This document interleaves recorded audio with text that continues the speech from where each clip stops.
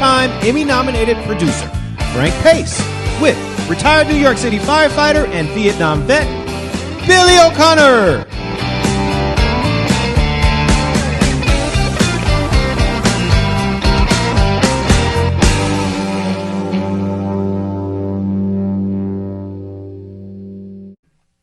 My brother Frankie, how you doing today, Good. pal? How the hell are you? And you better God to be jealous of me, pal. I'm vertical, nothing hurts. I just noticed I just went to the bathroom there real quick, and there's no such thing as a quick piss anymore, Frank. Why do we always start the show with talking about your extremities?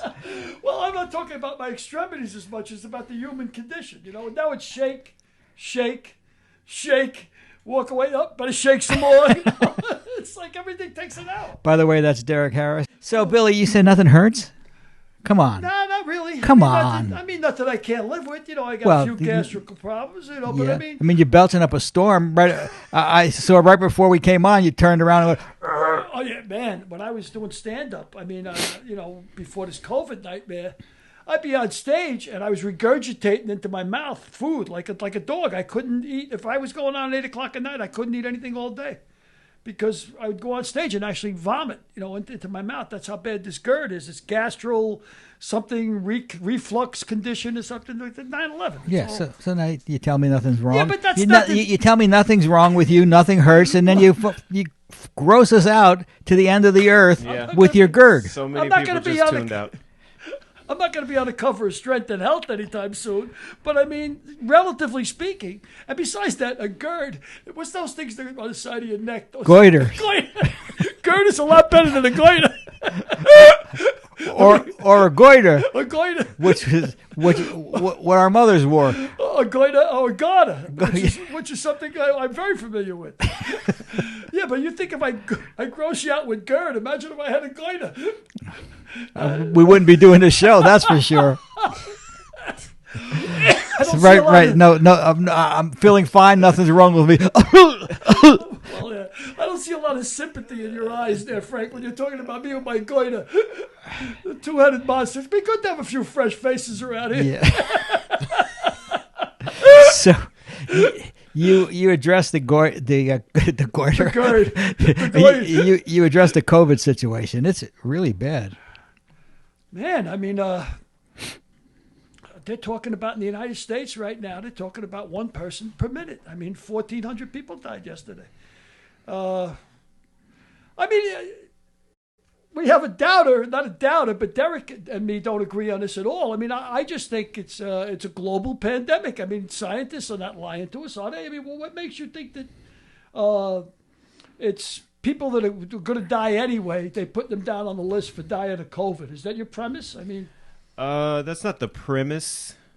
That's not the only reason why I'm saying that. But if you look at statistics of disease being diagnosed in hospitals worldwide, certain diseases are, just about all across the board, are all down compared to the year over year. So, but let me ask you a question. Yeah. Does that mean that nobody really died of AIDS? I mean, AIDS doesn't kill you, doesn't it? Isn't it a attack your immune deficiency thing, and then consequently you die of something else?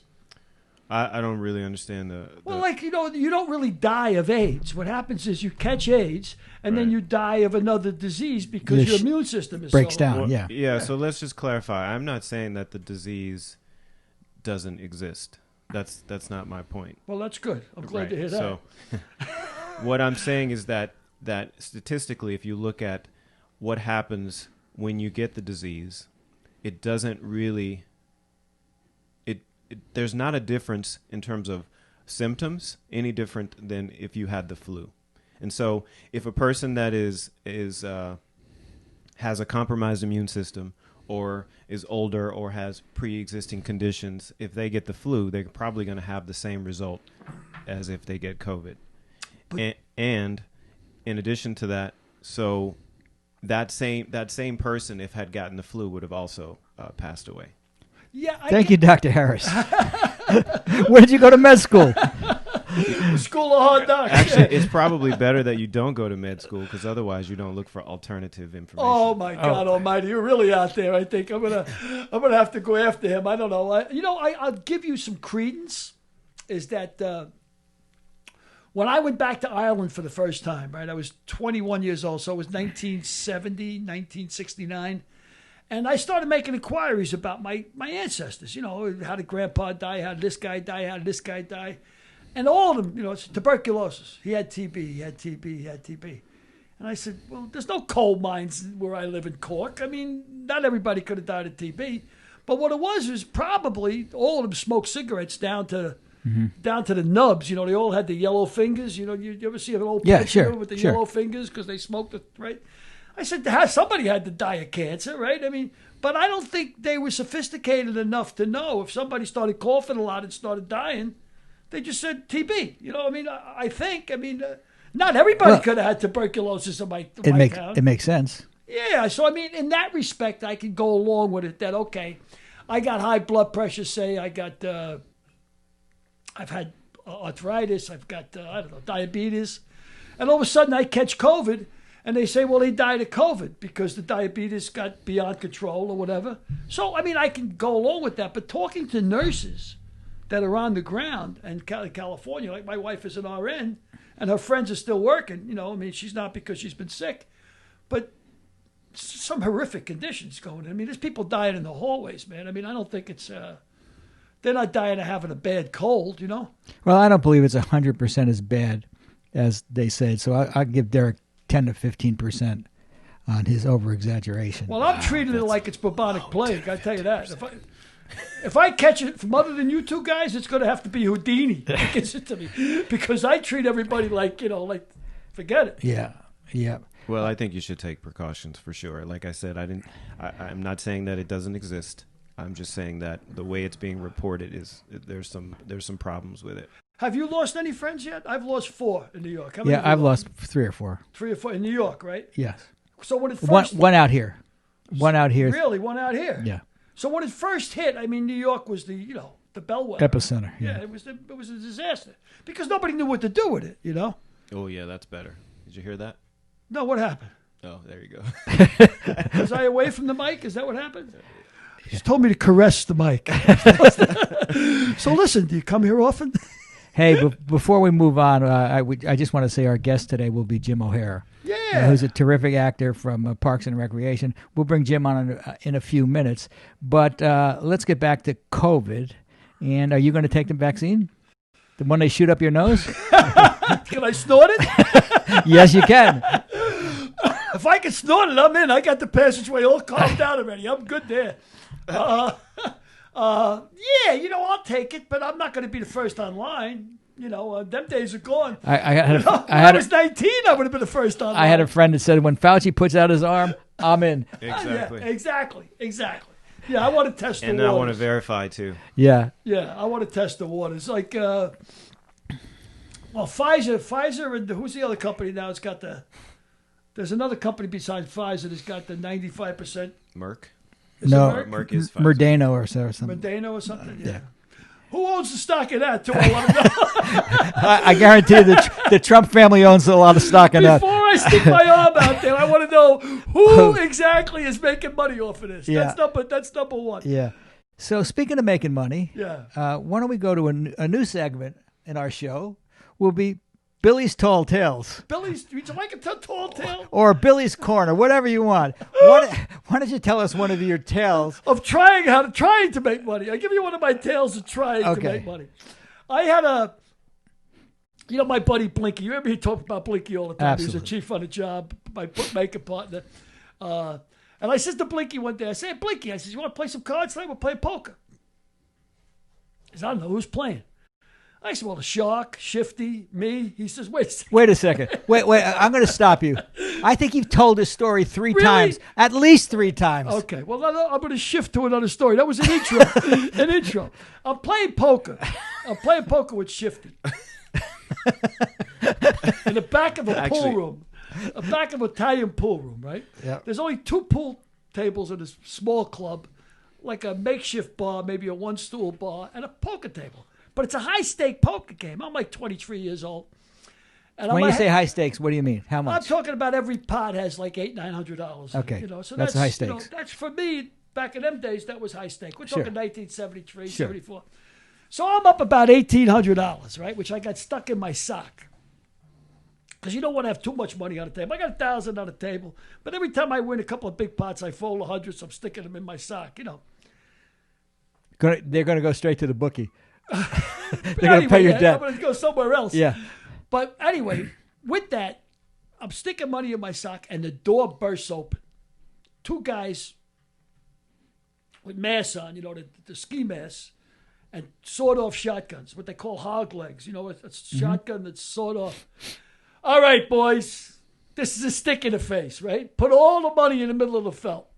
Now, I'm just a kid. I'm 22, 23 years old. I'm scared shit. I push the money in the middle of the table. Everybody pushes the money in the middle of the table. But I'm not giving up the money in my sock, right? That's a whole different story. I mean, I got $1,800 stuck in my sock. I'm going to get out of here. And I'm sitting next to Shifty. His name is Shiftmacher, by the way. I'm just calling him Shifty because etymologically, that's the nickname. But he's nothing nefarious about it. His name was Shiftmacher, so we called him Shifty. But he was a quick thinker, Shifty. So anyway, we stick the money in the middle of the table. One of the guys takes a shotgun, takes the butt of the shotgun, and he smacks this old man. The guy was probably 75, 77 years old, across the head, and the blood spills all over the felt. I mean, like somebody just cracked open a ripe watermelon, He says, I'm not screwing around, boys. I mean all the money. Now, like I'm in my sock.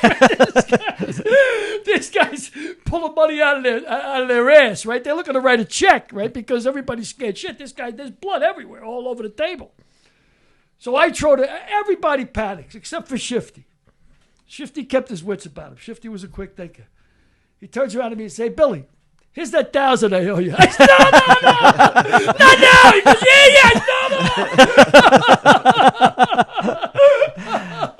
Now, that's a story you can't write. You can't make that shit up.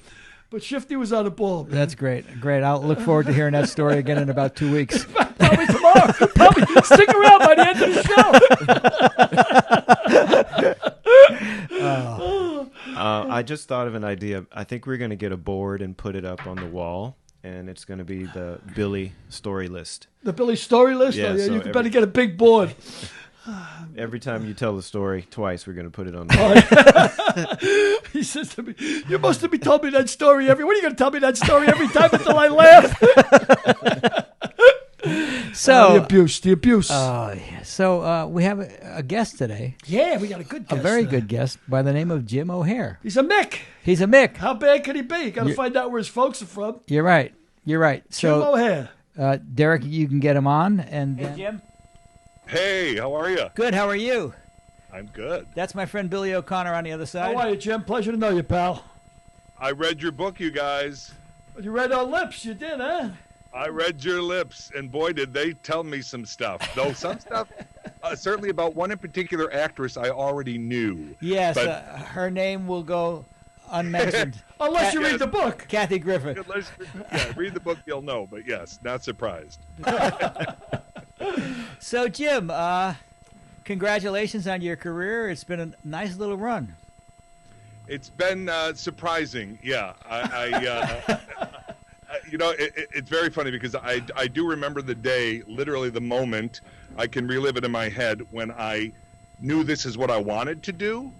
Like I was on stage at Second City just taking a class, and it just felt so right.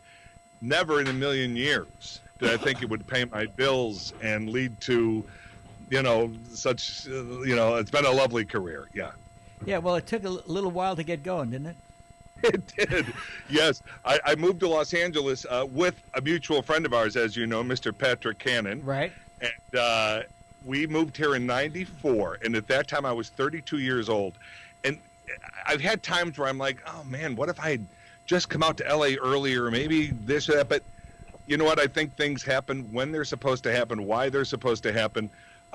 So I think it all played out just fine.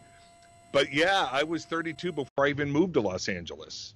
It's funny. I was in my 30s when I started producing. Wow.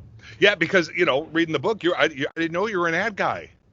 I was an ad guy for sure, and that's how I segued into producing through makes sense, my though. clients. Yeah, it makes sense because let me tell you something. I have been doing this a lot of years now, and if there's one thing I have learned, and I don't mean to cut down other people because every job is so important. I do get that, but watching a line producer do their magic is really amazing. Like I have seen line producers make things happen that I thought, well, this is over. This can't continue today. This is whether it was weather related or whatever the issue might have been, and somehow they tell the actor, calm down, go to your trailer, it'll all be okay. And these line producers get on and they just make it happen. And I know that's what you did and still do for a lot of things. And I am blown away by what you guys make happen. And we are blown away by what you make happen. Let me ask you both the question as a layman. Line producer, what's the difference between a line producer and a regular producer? Yeah, that's the way they sort of negate what we do. We're really the producers. Yeah, a line producer is really the producer. All of those executive producers and co-executive producers and staff writers and everything, they just get producer credits. So the line producer is the guy on the floor at the moment, the Right. guy getting it done? Right. He's also the guy who gets the phone call when everything is blowing up. Yep. And has to put the fires out and calm it down, whether it be talent related or location Or writer related. Or writer related. Writers having a meltdown. So you guys are like MacGyver, right? You got to fix it. Exactly right. Figure out a way to fix it. Exactly right. Let me ask Jim a question because he said that he first realized that he wanted to do this for a living when you were back in the city. Is that right? You were on stage? Yeah. Were you doing improv at the time or were you doing sketch comedy? I began doing, I was a radio and a DJ in a little town called Rensselaer, Indiana. And I had gotten a strange phone call one day, and this was a weird little radio station, and we would do pig reports, but it was my first radio gig, and I was thrilled to have it. But the secretary said, "Jim, some guy wants to talk to you off air." So I did during a commercial break, and he said, "I come through here a lot. My daughter goes to St. Joe College. I think you're funny, and down the road, if you ever think about it, Second City, I just think you would appreciate Second City." Well, of course, I'd heard of Second City. Who hasn't? It's iconic. And when that gig ended, that phone call stuck in my head. And I wish I knew who the man was because I kind of owe him a lot because that is what began the path. And so I went back to Chicago.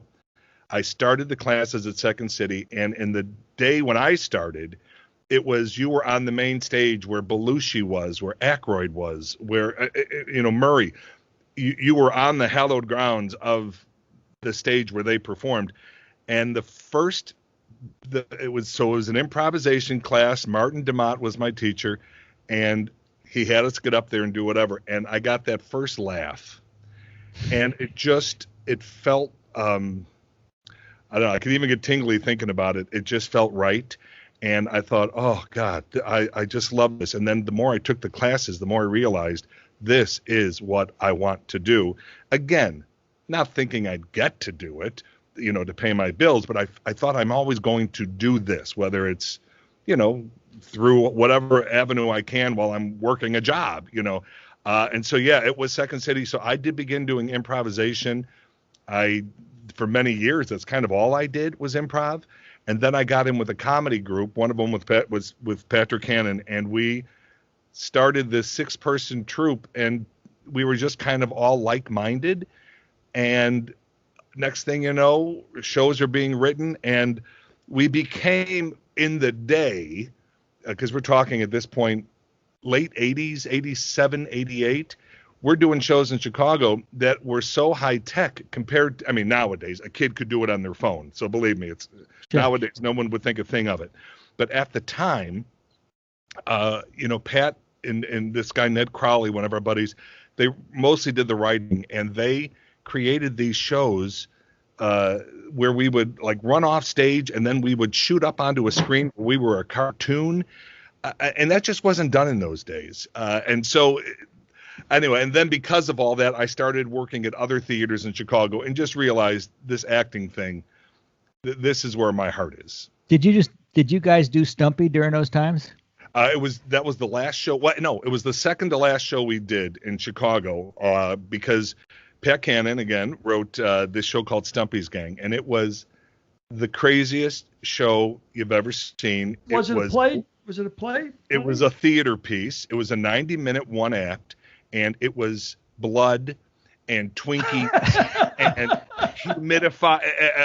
incinerators, creatures. There were mutants. It was. And Frank, you know Patrick Cannon, so you shouldn't be a bit surprised by any of this. But his mind is wild, and he came up with this theater piece.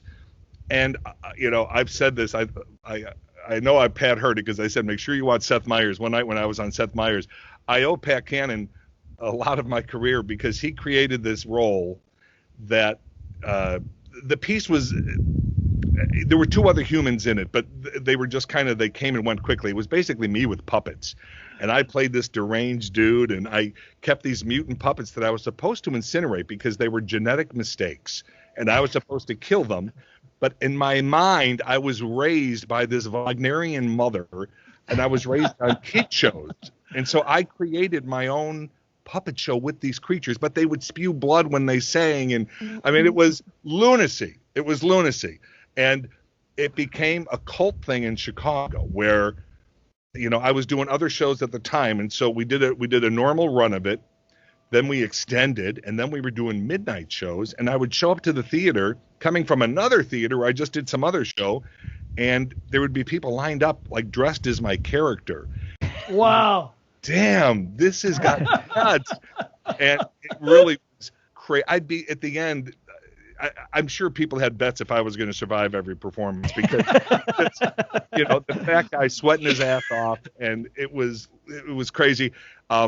People said they would watch the little sweat dot begin on my back as it just grew into this, where my whole outfit turned into one color.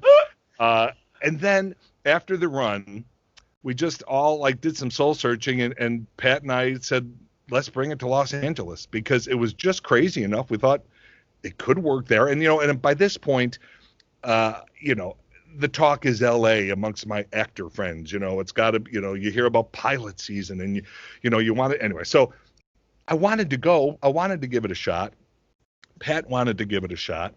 And so the two of us loaded up a 14 or 16 foot something Hertz Penske truck and, loaded up the farm, and we moved to Beverly. Because we just loaded everything we had was in this truck, including your hopes and dreams, including our hopes and our dreams, and a dog, and one day a bee came through the window and stung me in the eye. It was like, okay, this isn't supposed to. I just felt like maybe we're making a terrible mistake, but we ended up here, and then we did open the show here.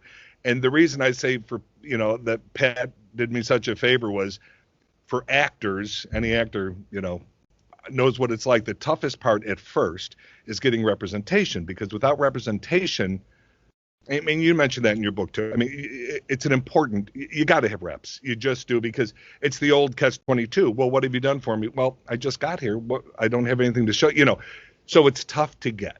And then Stumpy's opened, and just because of how the piece is set up with me is on stage for almost all of it. I was getting phone calls to have meetings. And so next thing you know, I did have an agent. And so my first pilot season, I landed a pilot, and and of course at the time I thought, damn, I messed up. I should have been doing this for years.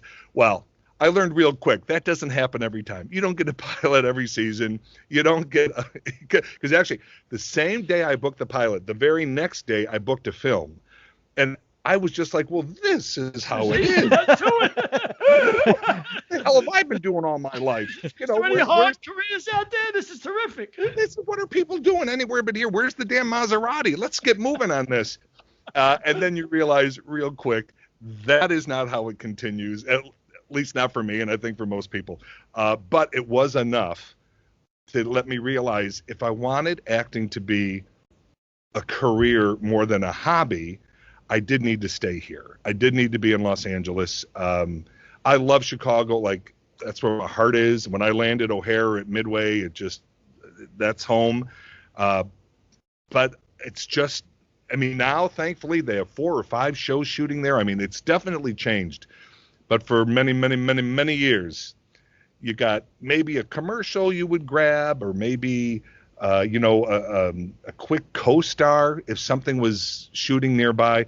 But it was tough to make a living, at least the kind of living I wanted to make. I think that seems to be the case with anybody that, say, graduates from college and thinks they want a career in show business. The first thing they think of, am I going to L.A.? Am I going to New York? Nobody says, do I want to go to Chicago? Do I want to go to LA, New York? I think they make the mistake of thinking they can try to get a job in their local town. If they live in Jacksonville, or they live in Orlando, or they live in, Atlanta now you can make a living. But if you live in Kansas City, it's just as hard to get a job in Kansas City or Jacksonville as it is in Los Angeles. So I always tell them to get your ass out here and struggle here. Because now you're a small fish in a big pond. Whatever. You know what I mean? You're the same small fish, and it's the same pond size in Jacksonville as the pond size it is here. They're just more or less fish proportionately. Yeah, and I've done theater in Kansas City, and there's some of the greatest actors, but they're driving their butts all over the place. They're driving to Chicago for an audition. Some drove to Atlanta if there was a big enough audition. Either are here or not, and I get it if you don't want to. This is not for everybody. It's not easy. LA is crazy expensive. Not as crazy as New York, but still crazy expensive. So it's not easy, but this is where the opportunities are. At least most of them. Certainly not all of them, but most of them are here. But your career as an actor, like anybody else's career, is one big scramble after the other. It's one big dice roll. I mean, not only you, you have to have a lot of confidence in your own ability, especially when you're doing casting and getting turned down, and you're not making a living and things ain't working out right. But what about your wife? You're a married guy, right? No, I'm not. But also, let me correct you. I've never been told no. Never in this business. Dear God, I don't know who you've been talking to. But no, please, it's mostly told no. It's mostly for whatever reason, you're not the right guy, you're whatever. No. I came out here a single guy, so I didn't have any of those pressures, which has been great. And at the time, Pat Cannon, who moved out here, we came out here together. He was single also. So the two of us could kind of pick up our lives and just do it. And then, of course, he ends up with the beautiful Barry Halley that we all know and love. At the time, it was just me. And the tough part, I think, about what we do, if you are in a tight relationship, is it is a ridiculous career. It is so ridiculous. You don't know what's happening day to day. You can be so down about something, and then the phone rings, and it's your manager going, listen, they want you in Mexico for 2 weeks to do a blah, blah, blah. Or that phone call doesn't come in, and you're sitting around. It's a lot. I think it's a lot. I've been so blessed, and I am every day thankful for it. I have never, since I moved here in 94, I've never had to have any other job. I've never had to waiter. I've never had to drive, a cab or an Uber, whatever the thing is. And I don't take that for granted for 1 second. And believe me, not every year was champagne and roses. Sure. It was ramen and whatever else, but it was always enough. Once I got reps, I did pretty much kind of steadily do guest spots. And, you'd get what they call top of show, which, Frank, let me tell you guys something. I learned so much in your book about things like what other people make. Because, as an actor, and now I'm at a point, which is lovely. You were at both ends of that spectrum. You were at the top of show point of your career, guest star point of your career, and then you were at the he had that great 7-year run on Parks and Recs, when every year you knew what you were going to be making for the next year, and that's the greatest feeling in the world for an actor or a producer. There's no better feeling in the world for an actor than when you wrap in March and you say, see you in August. Yep. Wow. There is nothing, and thankfully, again, I always seem to work during those stretches, but even if I hadn't, come August, sometimes late July, depending on whatever the schedule was, you're coming back. And that is the greatest feeling ever, ever for an actor. And I would imagine a producer also. Yes. Absolutely. I know on Head of the Class, after the second year or after the third year, one of the two, we got picked up for 2 more years. Oh, I said, touchdown. Oh, my God. Touchdown. Yes. That was the greatest feeling. That is the greatest.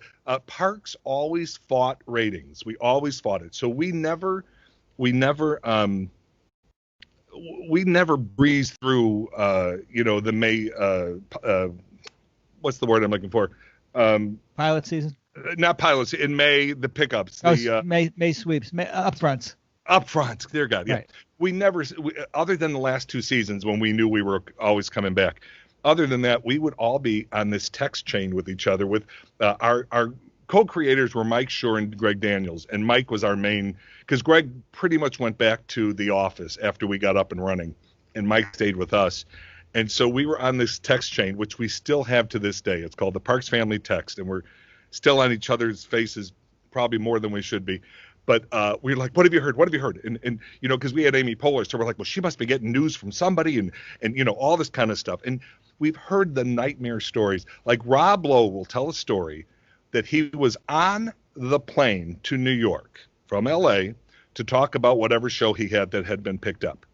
When he landed, he was informed that the show now has not been picked up.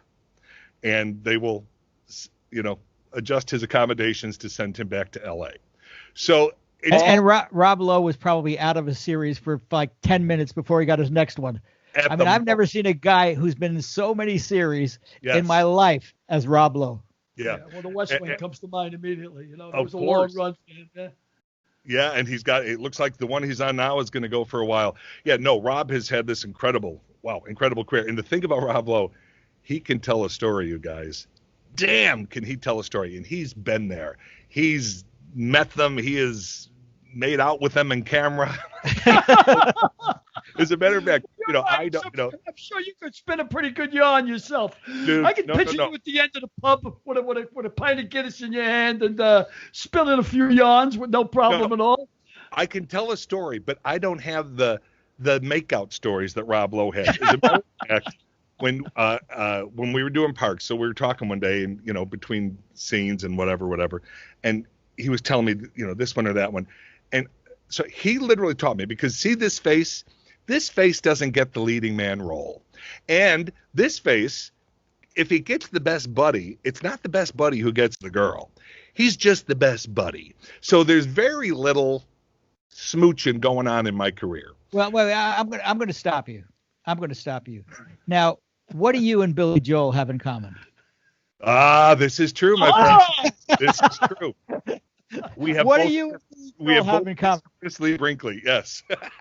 I think you broke up. Can you say that again, please? Just make sure I hear you correctly. Yes, Billy Joel and I have both kissed Christy Brinkley. And why did you kiss Christy Brinkley? Because for 7 years, she was my wife. See that? So that face does get the pretty face. Now, let me ask you a question. Why do you think Christy Brinkley was your wife on that show? What? I know. I can tell you exactly why. I'll see if your theory is the same as mine. Well, the fact is, because I actually know what happened behind the scenes, my character Jerry was very much the put upon character on the show. They would, joke about him. He was, as one of the characters said, I was the schlemiel and the schlemazel of the office. So it became, in the writer's room, they had no more fun ever than when they were writing ways to slam Jerry, just slam him. So they decided, if they want Jerry to be able to hang around, he can't have a terrible life, because otherwise, why is he not putting a gun in his mouth? So Mike said to me one day, he goes, here's what we're thinking. What if you had kind of like a supermodel wife? Like when you go home, that's who you go home to. And of course I was like, what? Yeah, I think that's a great idea. I think that's an amazing idea. So he said, like a Christy Brinkley type. So you know how that is, Frank. People make pitches, and what about this? Like the other thing about Parks. Oh, go ahead. I said pie in the sky pitches. Pie in the sky pitches, and we were all allowed to make them. The 7 years on Parks, after we would do a table read, we could all pitch ideas, for a guest star, or like, hey, what if so and so, whatever. So the pitch was to get the idea rolling, Christy Brinkley. So what ends up happening, I find out later, they actually make the offer to Christy, never thinking there'll be an acceptance. Christy mentions to her daughter, Sailor, who was on Dancing with the Stars last year, they want me to do this show called Parks something. And Sailor goes, Parks and Recreation? She goes, yeah, I think it's that one. And she goes, oh, Mom, that's my favorite show. And she said, well, they want me to play someone's wife.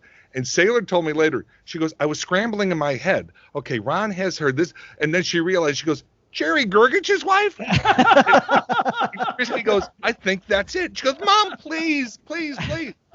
So that is why Christy Brinkley took the role of Gail Gergich on Parks and Recreation, because her daughter was obsessed with the show.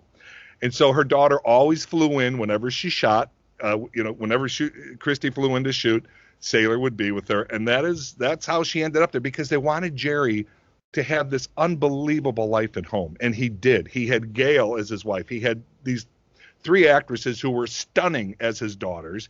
And they gave him, as the doctor in one of the episodes said, the biggest penis he'd ever seen. That's where I was going. That's where I was going, sir. That's what I was going. And let me tell you, how that happened. One of the writers happened to be next to me at the urinal, and life and art sometimes mix. Well, how that works. Yes. Billy tells me that the Irish aren't amply endowed, but the Irish curse. We like the Irish. Damn the Irish curse. Damn that Irish curse. Speaking of which, what are you, second, third generation? Where are your people from over there? Third. Grandparents. So wait, I'm fourth.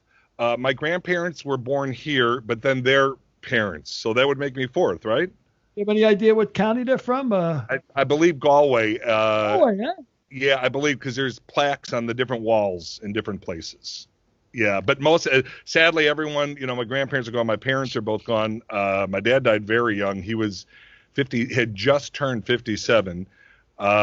And then my mom passed, oh boy, it's been about 8 years. But the thing about my parents, because my dad, typical, just a hard-working Irish guy, he worked 8 to 5, food on the table, just this great guy. So he never understood what the hell I was doing. Like, it never made any sense to him. Like, you work all day and then you go to a theater at night and they don't pay you? Yeah, that's what I do. I mean, so he never got it, but he was at every opening night. He, whenever a theater review would come out in the papers in Chicago, take a look, he's throwing it to, all the guys at work. So sure. He was so proud of it, and yet I know he didn't understand it. It made no sense in his world. And then, unfortunately, so he passed when I was 30 or 29 or 30. But thankfully, my mom was here. So my mom got a chance to do red carpets. She got, wow. She had some, she didn't see me all the way, but halfway through Park, she passed away. But I'll never forget, one of my favorite moments in my life was in 96. So I'd been here 2 years, and I booked a remake of Harvey, the old, with the rabbit. Sure, Jimmy Stewart. Yeah. So it was Swoosie Kurtz and Harry Anderson and Leslie Nielsen, Jessica Hecht, myself. Anyway, just this great, I was so excited. It was going to be 6 weeks in Vancouver. So while I was there, I set it all up with the producer, and I flew my mom in. The stretch limo picks her up at the airport in Vancouver. They drive her to the set where we're doing a night scene, and they've shut down a street, and it's my scene. It's just me at a phone booth looking into a restaurant. Anyway, blah, blah, blah. And she pulled up, and she just started crying. And it was because she said to me, she comes up to me, hey, Mom, blah, blah, blah. And she's like, this is all for you? I go, well, no, it's for the film. But she goes, no, where are the other actors? I go, well, no, yes, tonight is, we're doing my coverage of my things. And I don't know. It was a very, it was a lovely moment. Yeah, it was a lovely moment. I know that with my parents, who have now both departed, they were out here one year for the head of the class rap party. So they were walking, talking, and talking to people that they had been watching on television, and they were just two little people from New York, and it was sort of like a dream come true for them, and I'm very glad they had that moment on set.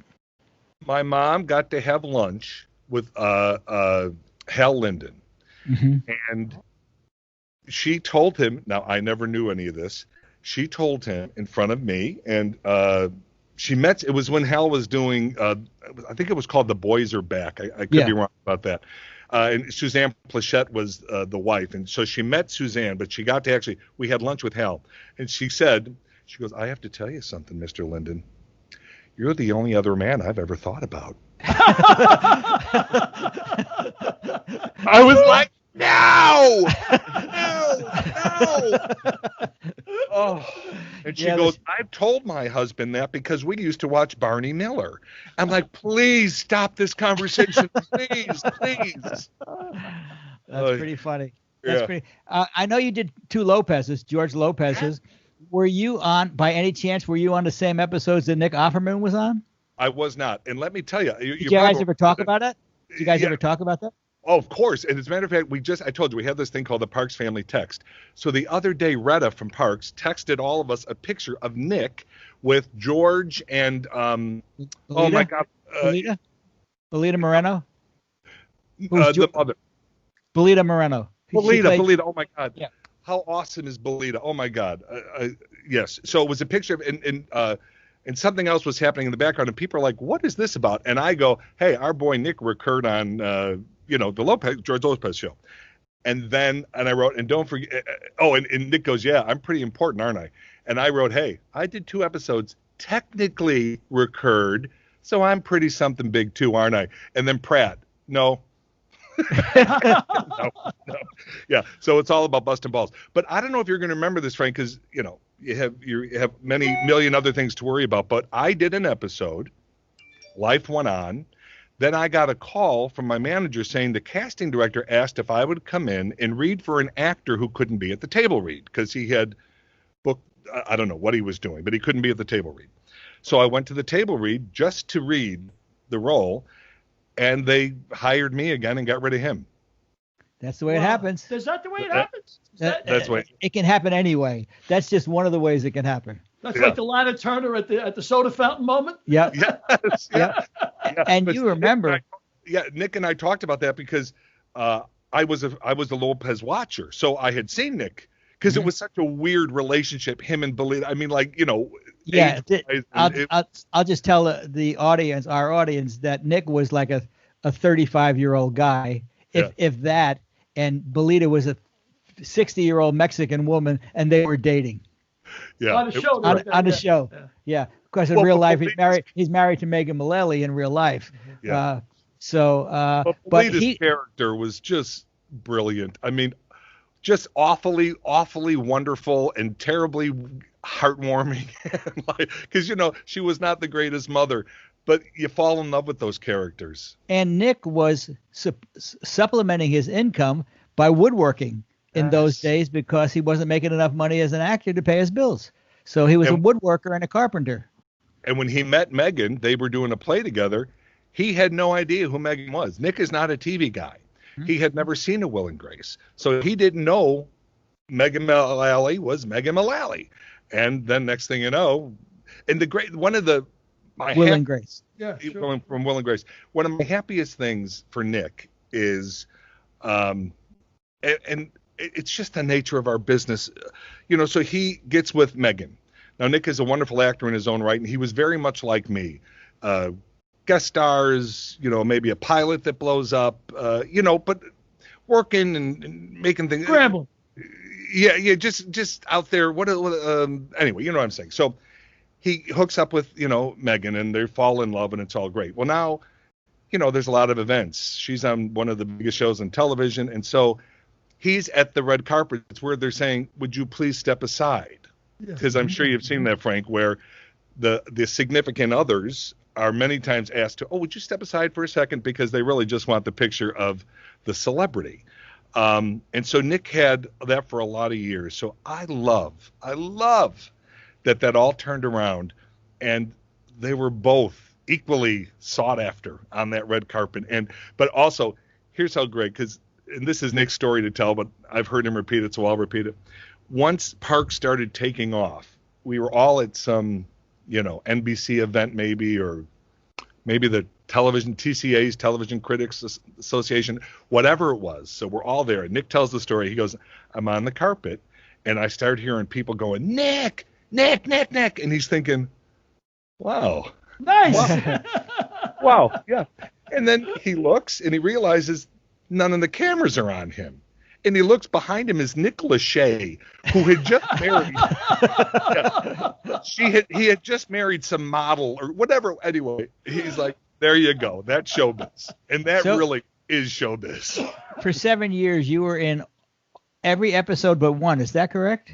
That is incorrect, my friend. I was in every episode. And that Good. makes crazy because IMDb, which, believe me, IMDb You can't change anything. It's on IMDb. Right. So it is what it is. It's not a big deal. But I do like, because there was only 5 of us who were in every one of them, and I like that I was one of them.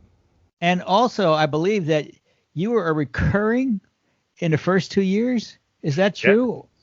So Dude, they got away with paying you less money they sure did. for 2 years, and then they upped you to a main star, main credits, and then they had to pay him. Explain that to me, Jim. What do you mean by? What does it mean by? What does that mean? Well, first of all, there's, series regulars. There's a little bit of a financial difference when you're a series regular compared to being a top of show guest star. Like, substantially a big difference. Life-changing big difference, yes. And I think, because this would have been 2009, Frank, correct me if I'm wrong, like 4,500 maybe top of show? I don't think it's 4,500 now. No. Top of show is more than that now. Just to be clear, you could be on a show for 2 years and not be a regular. You could be top of show for 2 years. Even though I was in every episode, yeah. Wow. Yeah. Very often they will make a deal for, like $7,500 for a guy who's coming on every week, just so he doesn't threaten to bolt. That was basically, I mean, I never normally talk numbers, but that was basically what they said. Yes. Yeah. And then because they know you're not going to bolt because you're going 22 episodes at $7,500 a year, you get residuals. It's a nice little payday. Sure. But then when you go, you're right, because that 7,500, it actually not quite doubles, but it almost does, because series regulars, I think they can air it 2 or 3 times, and that's part of your deal. Mm-hmm. As a guest star, every new airing is a new paycheck. Right. So, yes, reruns, I got another nice chunk of money. So it all worked out good. But the story at how this even happened was my agents had actually kind of encouraged me not to take the job because the show was very, very honest with us at the beginning. And they said, here's the deal, because we have 6 regulars. At the time, it was Nick Offerman, of course, Amy Poehler, Aubrey Plaza, Aziz, oh my God, who else was there? Aziz, Paul Brandanowitz, who at the time, an actor named Paul Schneider. So they said, these are our 6 people, and we don't know yet what's going to happen. And ultimately, the way I got the gig was I had auditioned for Ron Swanson, the role that Nick Offerman did, which is like crazy because Nick was always their guy, as it should have been. Nobody could have done it better. And so, but they liked something, and they brought me back for Jerry. And then apparently Greg Daniels said to Mike, sure, he's funny. Put him at a desk. It'll work out. So we get the call to do it. And my agents were, again, very honest. And they said, listen, they told us, they don't know what you're going to have to do. And by this point, I've been working a lot. So, and there's nothing wrong with being an extra, but I wouldn't do that again. You know what I mean? Like I wouldn't do that. So they said, you might be feeling like there's not a lot going on. But for me, all I kept thinking was these guys, Mike Schur and Greg Daniels, they created characters from The Office like Kevin and Phyllis and Stanley. And they were just office folk who turned into iconic characters. Like you got to be there to turn into something. Exactly. And so for me, it was a no-brainer. And let's face it, 7,500 is not terrible money for a No. week. My God, it's lovely. Isn't that so what- unusual for an agent to tell you to turn down? No, agents always they're greedy. They just want to make more. Really? Exactly. They That's don't- not like an they- unusual thing for an they- agent to say, no, don't take this. They role? don't care about your 85%. They're only concerned about their own 15%. Exactly. So, But I will Really? say, in their behalf, their concerns seemed more that they didn't want me to feel like I was being an extra on a show. But I kept thinking, they're not paying me like an extra. They're going to do something with me. And then apparently what solidified my life at Parks and Recreation was at the end of season 1, which, by the way, and this was not how it normally happens, Frank, you can attest to this. We didn't do a pilot. NBC said, shoot 6 of them. Amy had just had a baby, and they just said, we love her. We want to be in business with Amy Poehler. We're going to do 6 of them. So we shot the 6. And then they needed to do some bumpers, like to throw in just to add to different episodes. They called me and said, listen, any chance, they call my agents, any chance Jim would come out and do some improv with Amy in the forest, just because we got to fill some bumper time. Well, of course. Well, apparently, it went well, the improv with Amy and I, because I love Amy. And You had a background in improv as well, so that I helped. certainly did, yes. And Amy is the queen. So I was always a little nervous about that, but we just had so much fun. And apparently one of the producers said to the other one, oh, he'll be okay. He's good. So then by the next year, I think the 4th episode of season 2, when I was still not a regular, I got an episode. Like I was the focus of the episode. And that's when, I think it was the next week, we got the call about negotiating to become a series regular. that's great. Yeah. So that's the deal. Of course, that catapulted you towards now you're a regular. If they're making a whole episode about you. Yep. That's Yeah, great. And they did it really sweet. We went to a table read, and I knew things were happening because they were, talking, it goes back and forth with numbers and blah, blah, all that business stuff that has to happen. But I didn't know the deal had closed. And so I sat down at the table read, and they said, we do have another announcement.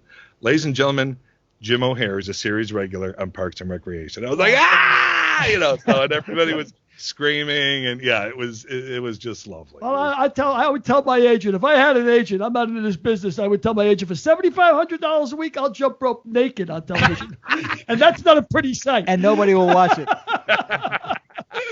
That's my idea of birth control for the whole country. Look at this man jumping naked. So Jim, you got to attend a number of Emmy awards. Nothing's worse than getting an Emmy nomination and the winner goes to, and your name is not called. Well, I've had both happen. I know that, but I'm going to get to that later.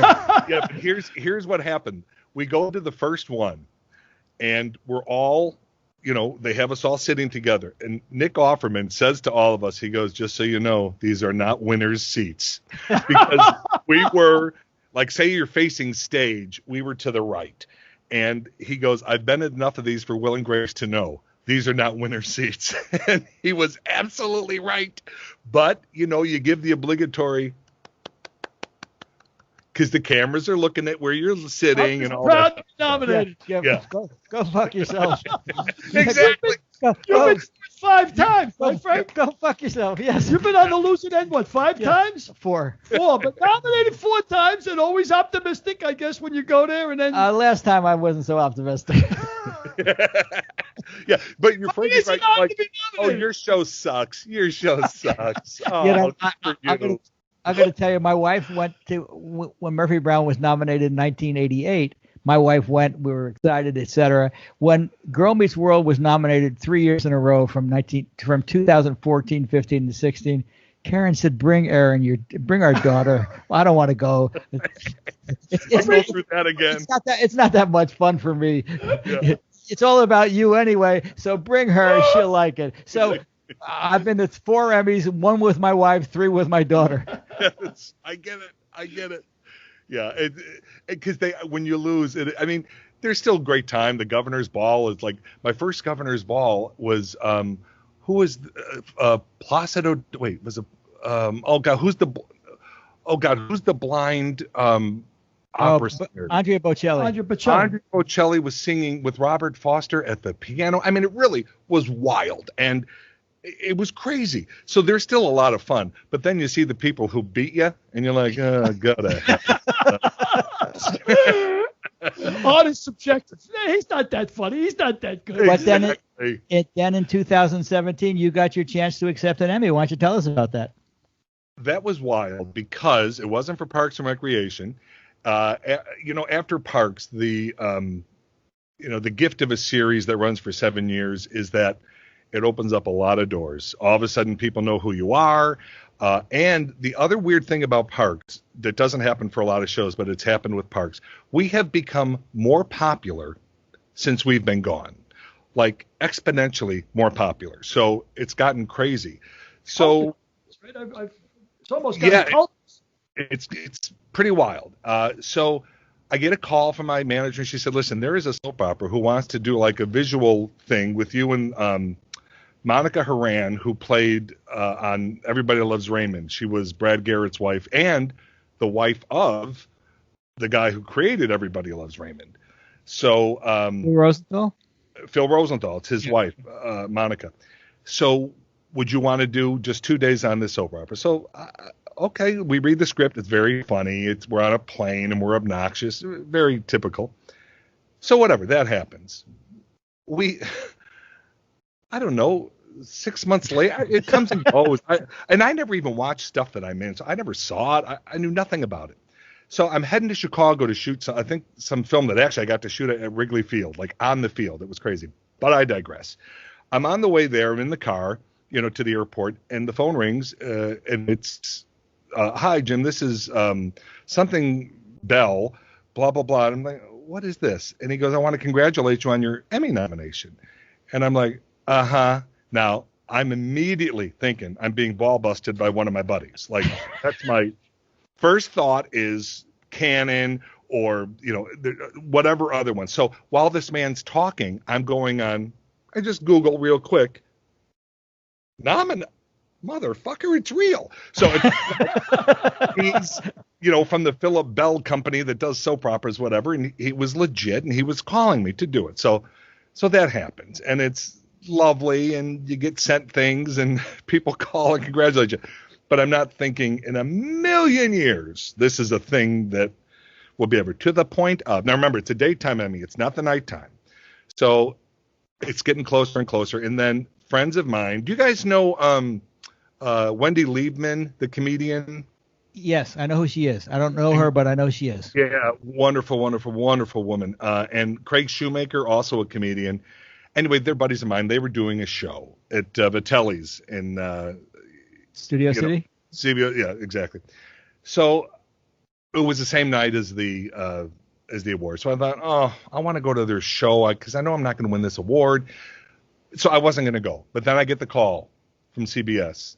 Jim, it would mean the world to us if you would go to the award show, blah, blah, blah, blah, blah, blah. We feel very good about your chances. And it was all, a pep talk.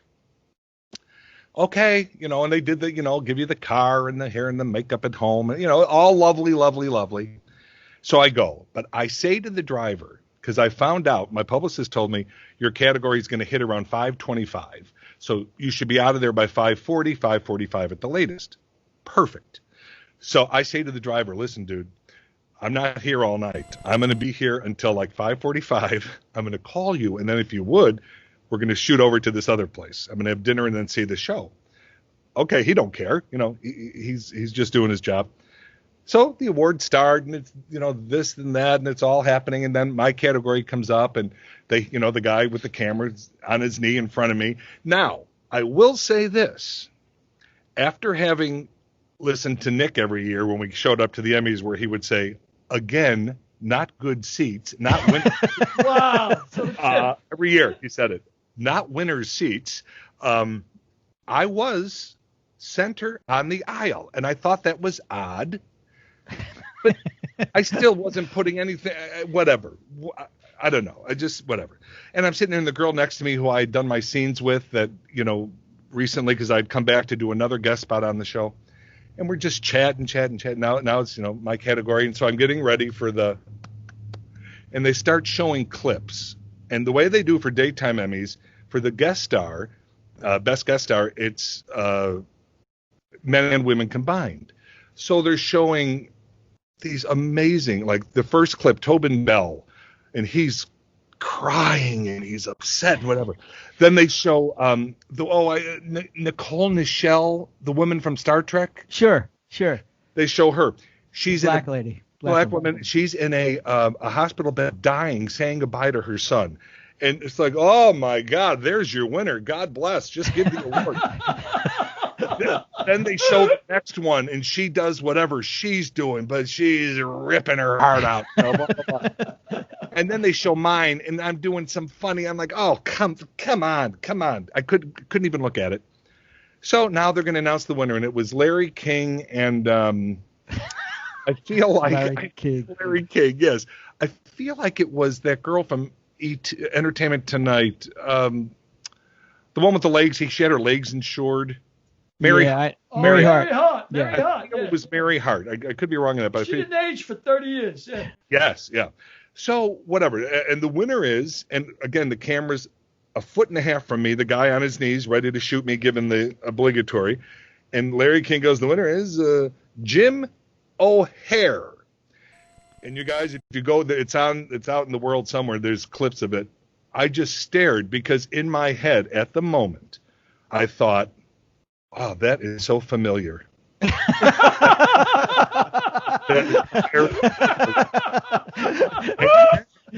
The girl next to me from the show starts like punching me, and I realize, oh shit, that's my name.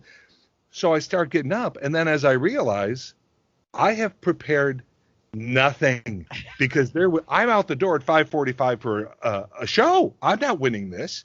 You called on your improv facility. Yes. So as I'm walking up there, I'm just like, you're an idiot. And of course, mixed with don't trip. Because fat guy tripping, that's going to be all over the internet. Could do wonders for your career. Yeah, if I face plant, that's all over the internet. So I get up there, and apparently it went well because what I just did speak from the heart. And I will tell you, one thing I learned, I think very incorrectly, soap actors have been given a bad, not that they're disrespected, but I don't think they get the same credit that a primetime actor gets or a film actor. But let me tell you something. They work their asses off. They do, because Frank, if they do 8 pages a day, they're doing 40 pages a day. And they got their lines written on the bottom of lamps, on the ashtrays. They got their lines written all over the place.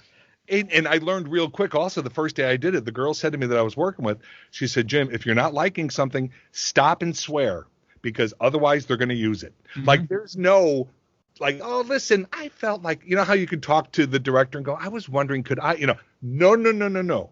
Once the words are out, if they're in somewhat correct order, they're going to use it. Yep. So she said, if you're not liking it, stop and swear, because then they have no choice but to do it again. So anyway, I got up there and I gave my little speech. And again, I could not have been more. And then you go backstage, and that's a world I didn't expect. You go into this room, and there's like 100 reporters there, and that was crazy. And then you go back to your seat. But what I can't do now is leave at 5:45 and go to Vitello's. No, now I got to do press after the awards. I got to go to the CBS party. Blah blah blah blah blah. But it is lovely to have. I forget about it mostly. The first time I did Seth Meyers after I won, you stand off behind the curtain, and then the stage manager is going to tell you when to go out, and they begin my intro, and he goes, Emmy Award winning, and I really thought, oh. Who's going out before me? Like that, again, it's still, I don't know. But it's lovely. Where do I know that name from? I love that line. That sounds familiar. It does. And I will tell you, it doesn't hurt when your people are negotiating things to go, well, he's an Emmy Award winner. Anyway, so it's all lovely. I have no complaints about it. I just could not have been more surprised. Could not have been. We could not be more surprised and delighted with the guest that you've been. You've been just terrific, Jim. That's it? That was fast. Terrific. How long is it? 45 minutes, 50 minutes. Oh, my gosh. Yeah. My God. It felt like 10 minutes. Yeah, dude, you're an easy guy to talk to, man. Like I said, you're like the guy at the end of the pub with a pint. I can just give you a lift. Say, how's it going down there, pal? Enough. Well, 2 hours later, that's how it's going. Yeah. again, thank you so much. You've had a fabulous career. You really are rags to riches story. There are a lot of rags to riches stories, but you're a good one to have. Thanks, I got Frank. just a Appreciate it. quick exclamation point I want to ask Jim and Why don't you ask him a question mark? I am going to ask Why don't you ask him him a About question 8.5 mark a question mark instead of an exclamation instead of point. an exclamation point? I noticed that the latest thing you got coming out is My Babysitter, the superhero. Is that right? Yeah, I shot that. That's been in post for quite a while. I don't know what's happening with that. I don't know. I haven't seen it. I haven't. But my question to you is, when you make a movie, like say you make The Other Morgan or whatever movie you make, Yeah. how long does it usually take from when you can it to when it gets on the air? Depends if it's any good. Exactly. And it also depends on who's behind it. Like I did a Soderbergh film a couple years ago, and it's amazing how quick that turned around. Because it's Steven Soderbergh, and that's what it is. And him, just to give you a real quick story, never, ever, I was there, we shot in Atlanta. I was there, I think, for 2.5 weeks. Never was I back at my hotel later than 2:00 in the afternoon. He shot all natural light, no having to reset. It was unbelievable. But again, it's Steven Soderbergh. He can do what he wants to do. But little films, it depends. Sometimes they have to find more money to get released or to get more post production. So it just kind of depends. That's interesting. I was just curious how long it takes after they put it in the can to get on the screen. So it could be, it's a crapshoot. Yep. Did you say something about Clint Eastwood? I said, yeah. Clint Eastwood is very much like that. Like Sodomite? He's so fast. Yeah. I think Andy Garcia or somebody said on a Clint Eastwood movie he heard for the first time, that's lunch and we're wrapped for the day. I love that. Because in 6 hours he had made his day, and he wasn't going to shoot anything more because he knew he would make the next day and the day after that and the day after that. He just did a take. He got the take that he knew he liked and moved on. He didn't shoot protections or anything like that. He just got it and moved on. And also, a guy like that, same with Soderbergh, their crew, they know them, and they That's know correct. how they work, and correct. it's just a machine. It's a beautiful dance that they do, and then you can wrap at lunch. I love that. Great. Well, that's a wrap for us, Jim. It was terrific. Pleasure. Terrific having you Real with pleasure, us. Jim. Real pleasure. And, Congrats on your book, you guys. I loved it. I am someone who likes a little bit of the dirt. I can't lie. And so it was fun to read some of it, but also just really interesting things about the business. And of course, then you guys go into sports, and that's lovely. Congrats. So much. Great. Thanks Appreciate again, it. Jim. Thank you, pal. I'll see you soon. Yes. Bye. Yes. Nice meeting you, brother. Bye-bye. Take care. So that was fun. Yeah, what an easy guy to talk to. Like I said, just like sitting around a pub talking to a guy at the end of the bar. Yep, and we could have talked to him for another hour. Easily. I guess. We didn't have much to say, Frank. All we had to do was just get him going, wind him up, let him go. That's the way I like him. Oh, it's the best way to be. Except with you. With me, you gotta sometimes you get a little wound up. You get the leash. I gotta You pull you. the leash. I gotta pull you back. Pull it back into reality. I gotta huh? pull you back. Oh. So what else do we have to talk about today? Well, speaking of reality, He spoke about the book though. and he liked it. And he liked the book, and he took a picture with himself on Facebook. which was really nice. It was really nice. really nice. And for him to be in the business and saying he learned a lot about the business from reading the book is kind of cool. Because I certainly learned a lot about the business because it's your life story. I mean, I don't know much about show business, but you don't have to know a lot about show business to like that book. Well, to all funny. the university professors out there, this is really a must-read. Sell it in your class. A must-read for you. All your students should buy it Should have because to read it's it. Mandatory. it's a primer on production. Clamor for it. So Nostradamus. Nostradamus nothing. It's talking about getting shocked back to reality. I Yes. guess you're starting to come around. What are you, 5-3 now? 5-3 now. I'm on an inexorable march to 500. Don't worry, we'll all both end up in the same place, and that's if I get lucky. If I get lucky, I could bounce all the way back up to 500. I think, what am I now? Am I 500 or am I 6? Yeah, 5 and 6. 5 and 6. Okay, yeah. Another New Orleans last week let me down. Yep. Well, I'm going to go against New Orleans again, not for revenge, just Okay. because I like the other side of the game. They played Atlanta. New Orleans looked really good against San Francisco last week. The game opened up at 10, which makes sense. New Orleans at home, they're favored by 10. Went all the way down to 7. So being the contrarian that I am, I'm going to take Atlanta plus 7 against New Orleans. And I gave Derek a game earlier, which you haven't seen. So, By the way, you're picking any game you want. You're picking a game for me. yes.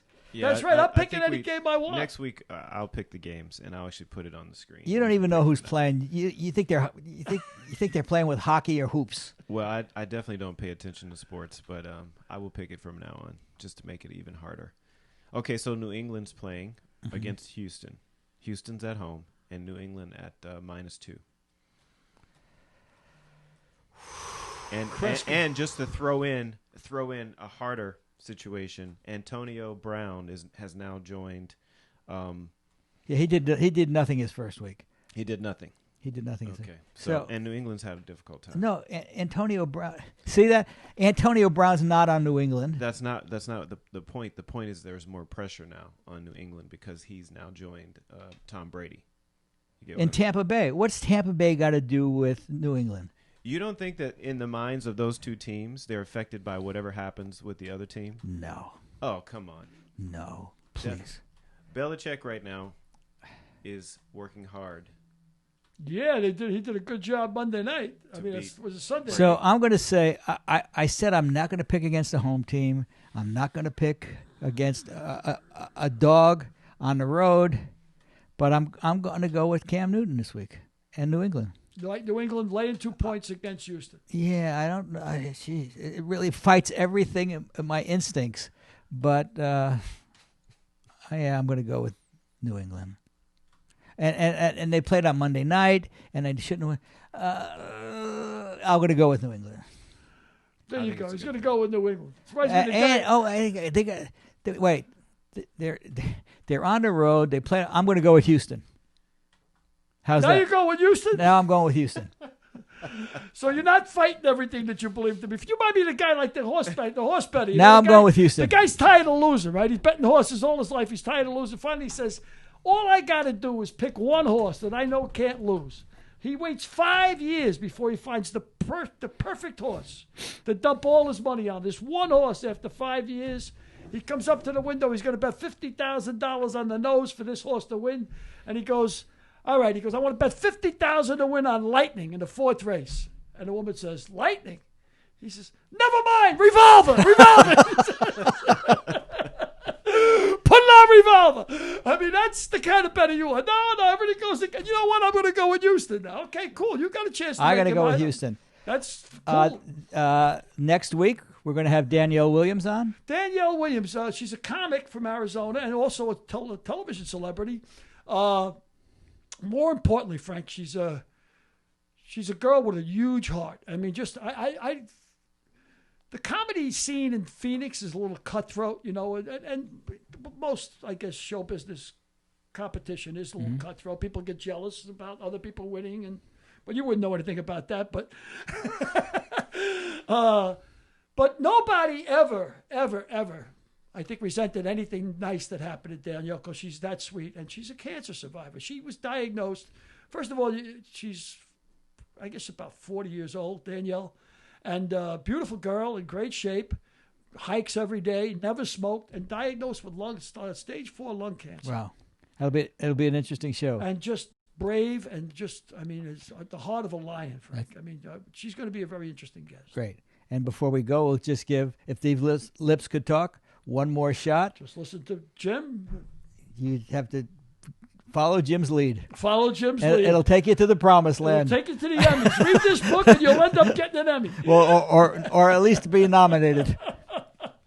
All right. Thank you so much. We got all the business done, Derek. We got it done.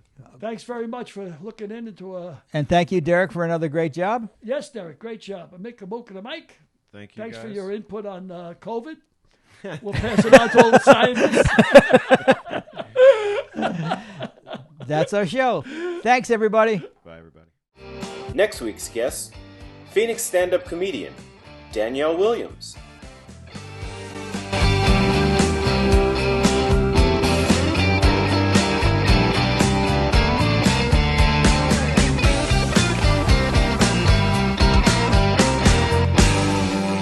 We'll see you next week.